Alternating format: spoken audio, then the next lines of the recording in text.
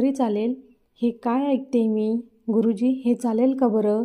तुम्हीच आता या मुलांना काहीतरी समजावून सांगा, असं वसू आत्या बोलतात.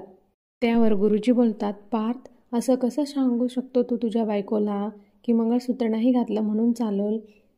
त्यात तिला जबाबदारीचं काहीच भान नाही हे दिसतंय मला.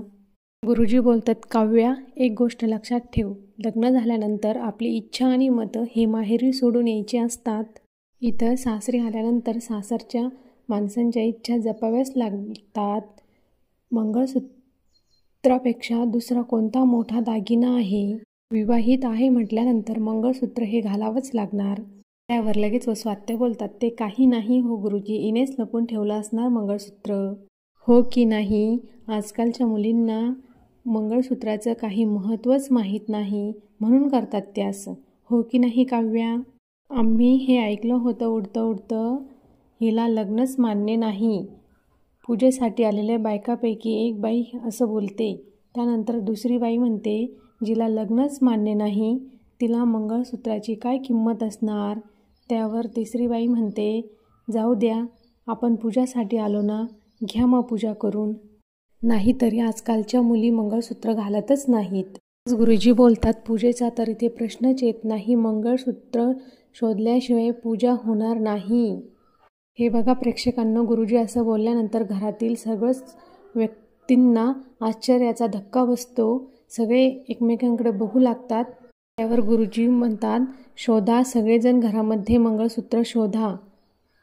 तर मंजू आत्याचा नवरा बोलतो, चला आपण सगळे शोधूया, कुठेतरी असेल घरामध्येच. त्यावर पूजेसाठी आलेल्या बायकापैकी एक बाई म्हणते, अहो मिथुनराव, कुठे शोधणार?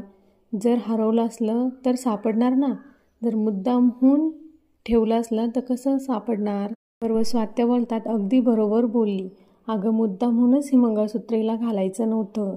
आता मात्र काव्याचं जाम डोकं तापलेलं आहे बरं का प्रेक्षकांनो. तर वसू आत्या बोलतात, लग्न झाल्यापासूनच्या दिवसापासून नुसती नाटकं चाललेली असते हिची, आणि त्यात आणखी हे एक नवीन नाटक. लगेच काव्या म्हणते, हो करती आहे मी नाटक. हो, मीच लपवलं आहे मंगळसूत्र. काय म्हणायचं आहे? नाही घालायचं मला मंगळसूत्र, काय करायचं? आता लगेच नंदिनी काव्याचा हात पकडते आणि म्हणते, काव्या, काव्या तू जरा शांत बस. त्यावर वसू आत्या बोलतात, अगं नाही काव्या, नंदिनी बोलू दे हिला, बोलू दे चुनू चुनू. आज घरचे आहे, बाहेरचे आहे, धर्माधिकारी गुरुजी आहे, यांच्यासमोर तिच्या मनात काय आहे ते येऊ दे ना बाहेर. वसू आत्या बोलतात, तरी मी तुम्हाला सगळ्यांना सांगते की तिच्यावरती बळजबरी करू नका. ती म्हणजे काय नंदिनी नाही आहे.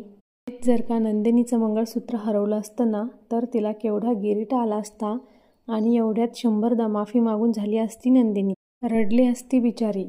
कारण हिला हे नातं टिकवायचं आहे, हे लग्न टिकवायचं आहे, आणि काव्याला हे लग्न टिकवायचं नाही. आता मात्र बरं का प्रेक्षकांनो, काव्य रागानं चिडून वसू आत्याकडे बघते. त्यावर सर्वांना प्रश्न विचारते वसू आत्या, तुम्हाला वाटतं का हिला हे लग्न टिकवायचं आहे म्हणून? त्यावर सगळे हो असं नाही असं म्हणतात. त्यातील सर्वांनाच आश्चर्याचा धक्का बसतो.